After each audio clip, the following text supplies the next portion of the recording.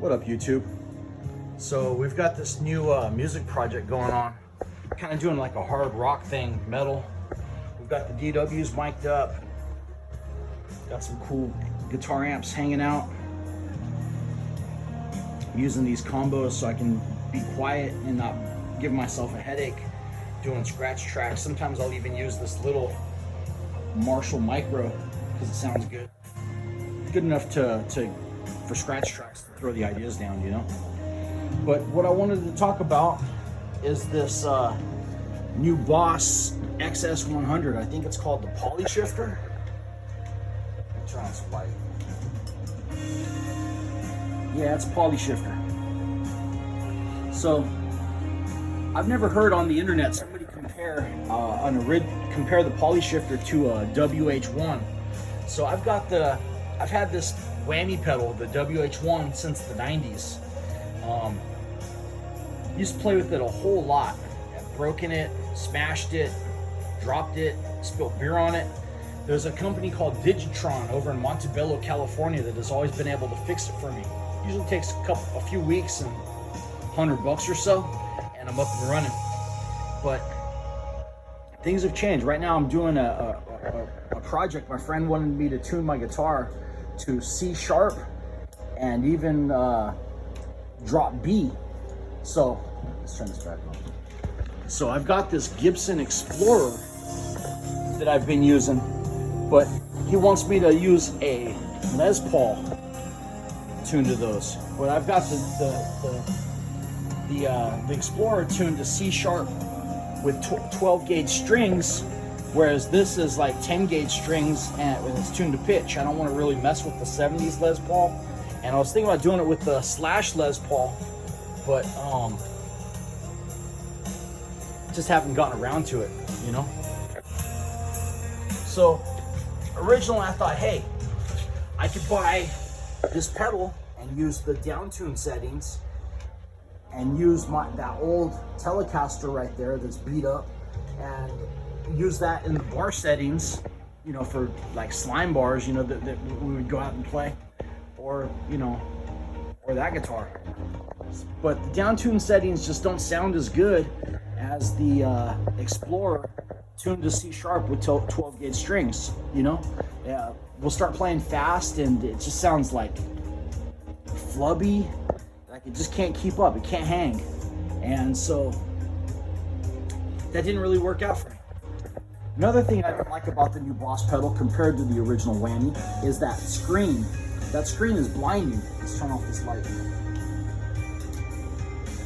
Now when we're jamming out, we got mood lighting going, we got the lava lamps and neon lighting, more lava lamps, and like this. And that's pretty much what we jam out to and record with. I'll go and look down and this thing will blind me and I won't know my settings and all kinds of stuff. So that's just a drag, you know? It's too bad that don't work out.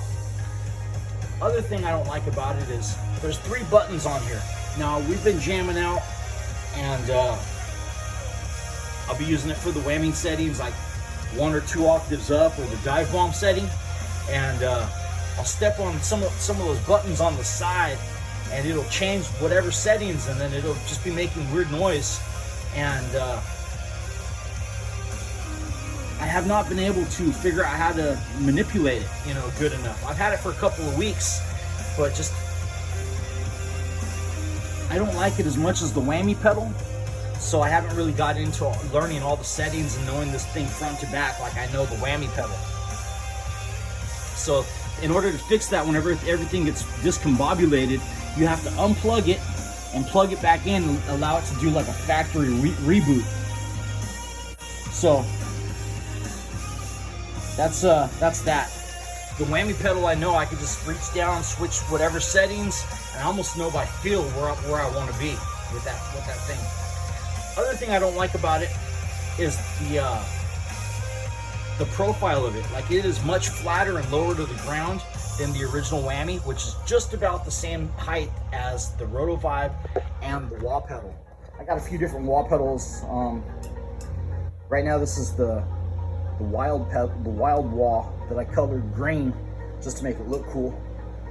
And those three pedals go good together. Whenever I add this to the mix, whenever I got rid of the whammy pedal and put that next to it, it just it feels like you're stepping down, almost like you're tripping over it, trying to make it work right. So I'm not a fan of that. The sounds of the new Boss pedal just aren't as good as the sounds that come out of the whammy pedal. The dive bomb setting, the octave up settings, the 1 and 2 octave ups, and even the harmony settings are not, to my ears, as good as the whammy pedal. Part of that could be just because I'm used to the whammy pedal and I'm not used to the Boss pedal enough, and I'm splitting hairs, but there is a difference. It doesn't sound quite as good, so that's that. The other thing is the pedal itself, like the treadle or whatever the thing is called, it feels not as quality as the Digitron, which I was shocked because I thought that the Boss pedal would be like put together better and stronger. So, this Boss pedal, it's gonna go back. I've had it for a couple of weeks, long enough to make the decision that it's not for me, and it's gonna go back. I don't like how it goes up over the top. I like it when they go through the side, so the layout is kind of wrong. There's just a lot of stuff. I just don't like the pedal. I tried it. It's not a whammy killer, at least not compared to the original whammy. I have no experience with all the other versions, but just compared to this guy, that's my thoughts on the Boss pedal. Anyways, I'm sorry I don't have no sound clips or nothing for you guys, but you hear them all over the internet. You just have to discern for yourself. It sounds good. It just it's not as good as the whammy, as the original whammy, and I'll leave it at that. So anyways, hope you all have a blessed Sunday afternoon, and take care of each other and treat each other good.